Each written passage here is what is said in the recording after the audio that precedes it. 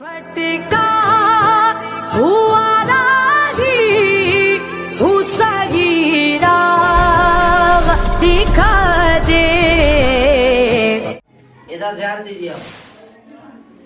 आप लोग पिछले हफ्ते आपको बताए हुए थे क्या हर्फ बताए थे, हुरूफे ताजी। हुरूफे ताजी के दो किस्म बनती है, दो प्रकार के हुरूफे ताजी होते हैं। दो प्रकार के हुरूफे ताजी होते हैं, एक मुरक्कब और दूसरा मुफरद।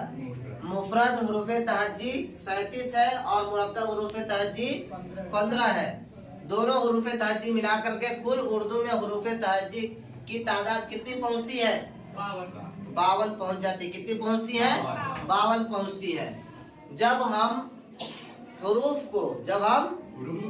को आपस में मिलाते हैं और मिलाने के बाद जो बोलते हैं तो वो लफ्ज की शक्ल बन जाती है। क्या बनती है? लफ्ज की शक्ल बनती है। जैसे आप देखें आज के सबक में, आज हमारा टॉपिक है लफ्ज। क्या है? लफ्ज, जिसको हम अंग्रेजी में वर्ड कहते हैं। जिसको हम अंग्रेजी में क्या कहते हैं? वर्ड कहते हैं। हम देखें, दो या दो से ज्यादा हुरूफे तहज्जी से मिलकर बनने वाली मुरक्कब आवाज को लफ्ज कहते हैं। अलिफ, बा, पा, ता, टा, सा, जीम, जा, हा, खा, दाल, डाल, है ना? ये भ, फ, थ, ठ, झ पढ़े हो।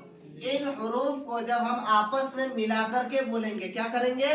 आपस में मिलाकर के बोलेंगे, तो जब ये मिल करके जो आवाज हमारे मुंह से मुरक्कब शक्ल में निकलेगी, उसी को लफ्ज और इंग्लिश में वर्ड, हिंदी में शब्द कहते हैं, है ना? यही बात है ना? जो भी आवाज अलिफ बा मिलाएंगे तो अब हो जाएगा, तो ये क्या हो जाएगा? एक लफ्ज हो जाएगा। होगा कि नहीं होगा? तो हुरूफे तहज्जी को एक साथ मिला करके दो या दो से ज्यादा उसको जो हम अदा करते हैं उसको मुरक्कब कर देते हैं, उसी आवाज को हम लफ्ज कहते हैं। उसी आवाज को लफ्ज कहते हैं। जैसे आप देखें, कलम, किताब, भाई। कलम, किताब, भाई। आप यहाँ ध्यान दीजिए, वजाहत के तौर पे हमने लिखा है यहाँ पे, कलम एक लफ्ज है। कलम क्या है? एक लफ्ज है। ये हुरूफे तहज्जी, 3 हुरूफे तहज्जी से मिलकर के कलम तैयार हुआ। किससे मिला? 3 हुरूफे तहज्जी से मिलकर के एक कलम लफ्ज तैयार हुआ है। देखे, काफ लाम मीम। काफ लाम मीम। काफ अलग हर्फ है, लाम अलग हर्फ है, मीम अलग हर्फ है। लेकिन जब इन तीनों को एक साथ मिला दिए तो क्या बना? कलम बना। क्या बना? कलम बना। अब इसका नाम लफ्ज हो गया। क्या हो गया? इसका नाम लफ्ज हो गया। पहले ये एक एक था तो ये क्या था? हर्फ था। क्या था? हर्फ था। काफ अलग है, लाम अलग है, मीम अलग है, तो ये क्या है? हर्फ है। और जब हम इसको मिला करके एक जगह बराबर कर दिए तो क्या हो जाएगा? कलम। तो अब इसका नाम हर्फ नहीं होगा बल्कि क्या हो जाएगा? लफ्ज हो जाएगा। क्या हो जाएगा? लफ्ज हो जाएगा। तो 3 से मिल करके क्या बना? एक लफ्ज बना। इसी तरीके से देखें, लफ्ज भाई है। भाई, ये 4 हर्फ को मिला करके, क्या हर्फ को मिला करके? 4 हुरूफे तहज्जी को मिला करके एक लफ्ज तैयार हुआ है। 4 हुरूफे तहज्जी को हम तारीफ क्या पढ़े? 2 या 2 से ज्यादा हरूफ को मिला करके जो लफ्ज तैयार, जो आवाज मुंह से निकले, उसी को हम क्या कहते हैं? उसी को हम लफ्ज कहते हैं। चलो बैठो जल्दी। उसी को हम क्या कहते हैं? दरवाजा बंद कीजिए। उसी को हम लफ्ज कहते हैं। तो देखो, यहाँ आपके पास 3 लफ्ज को, 3 हर्फ मिला करके जो लफ्ज तैयार हुआ उसकी भी मिसाल है। जैसे कलम। क्या है? जैसे कलम। और 4 हर्फ मिला करके जो वर्ड तैयार हुआ है, जो लफ्ज तैयार हुआ है, वो भी क्या है? इसको भी वो भाई कहते हैं। और वो क्या होगा? लफ्ज ही होगा। क्या होगा? ये भी लफ्ज हुआ। लफ्ज समझ में आ गया? अब देखिए, माना के एतबार से लफ्ज की 2 किस्म बनेगी। माना के एतबार से यानी इंसान जो अपनी जुबान से बोलेगा, इंसान जो अपनी जुबान से, जो अपने मुंह से जो भाषा का प्रयोग करता है, उसके माना के एतबार से। किसके एतबार से? देखो, लफ्ज के भी कई किस्म है। लफ्ज के भी कई किस्म है। लगभग इसके 4 किस्म बनते हैं। लफ्ज माना के एतबार से होता है, बनावट के एतबार से होता है, हैयत के एतबार से होता है। समझ में आ रही बात? तो कह रहे हैं कि लफ्ज जो है माना के एतबार से, किसके एतबार से? माना के एतबार से लफ्ज की 2 किस्म बनती है। कितने किस्म बनते हैं? लफ्ज किसको कहेंगे? इंसान के मुंह से हुरूफ के मुरक्कबात जो निकलते हैं आवाज की शक्ल में, उसको हम लफ्ज कहते हैं। अरे चंद हरूफ को मिला करके इंसान अपने मुंह से जो बोली निकालता है उसी को क्या कहेंगे? उसी को लफ्ज कहेंगे। क्या कहेंगे? लफ्ज कहेंगे। अब इस लफ्ज के माना के एतबार से दो किस्म होंगे। पहली किस्म लफ्ज मौजू, दूसरा लफ्ज मोहम्मल। लफ्ज मौजू और दूसरा लफ्ज मोहम्मल। आइए हम देखते हैं लफ्ज मौजू किसको कहते हैं। लफ्ज मौजू इंग्लिश में इसको सब्जेक्ट टॉपिक भी कहते हैं। क्या कहते हैं? हाँ, लफ्ज मौजू वो लफ्ज है जिसके कुछ माना हो, जिसके कुछ माना हो, ऐसे इसे लफ्ज मौजू कहते हैं। ऐसा शब्द जो इंसान अपने जो बोली आदमी अपने मुंह से निकाल रहा है उसको लफ्ज होगा ना। जो भी बोली निकला वो क्या है? लफ्ज है। अब उस लफ्ज की दो किस्म होगी। मुंह से तो निकल गया, निकलते ही वो लफ्ज बना, लेकिन इसके दो प्रकार हो जाएंगे। कितने प्रकार? दो प्रकार। दो।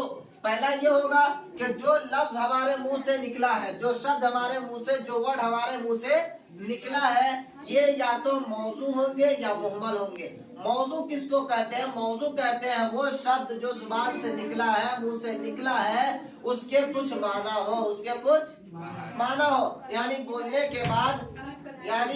के बाद हमें उससे, उस वर्ड से, उस शब्द से कोई माना समझ में आ जाए, कोई बात, कोई चीज समझ में आ जाए। जैसे देखिए मिसाल के तौर पे है पानी, रोटी, चाय। क्या है?